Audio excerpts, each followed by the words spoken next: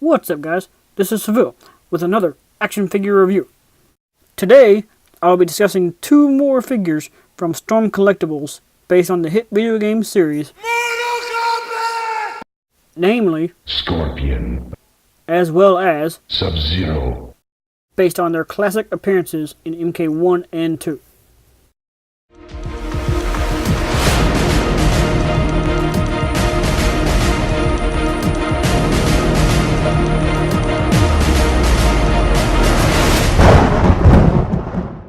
Now that they're out of the box, I'll give each of them a quick spin here so that you can see them all the way around, as well as a quick look at their accessories. In this series, Scorpion was the first figure created, so each ninja after him are based on his sculpt and appearance. Much like the original games, the only difference between the ninjas are their colors and their accessories for their projectiles. With all that said, let's take a closer look. So as you can see, once I saw just how awesome the Reptile figure was, I couldn't resist getting Scorpion and Sub-Zero too much longer. And of course, these figures are just as awesome as the Reptile figure, as they actually came before him. Since the sculpt and articulation are identical on all the ninjas, I won't put too much focus on that in this video.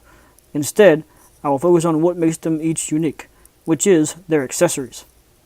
Starting with Scorpion.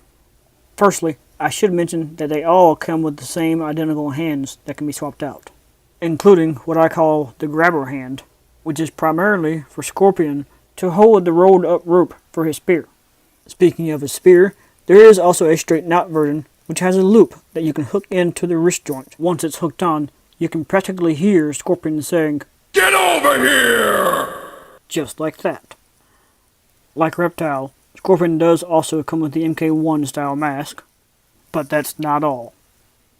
Also, like Reptile, Scorpion does have an alternate head to set up for his fatality, on which the jawbone does open to hold the fire effect, which also has a base piece of its own to balance everything out. With all that shown, let's switch to Sub-Zero. He does also have his own MK1 style mask, as well as an identical set of swappable hands, some of which can be used to hold his ice ball projectile. But if that doesn't work for you, then there's also this piece that can be placed over his foot for an ice slide effect. And finally, Sub-Zero also has his own fatality-based accessory. In his case, it is a spine and skull to represent his spine rip. The skull itself, however, can be taken off and be replaced by the head of another figure to be more game accurate. So, as I stated in the Reptile video, the only problem I have with these figures is the availability and sometimes their price.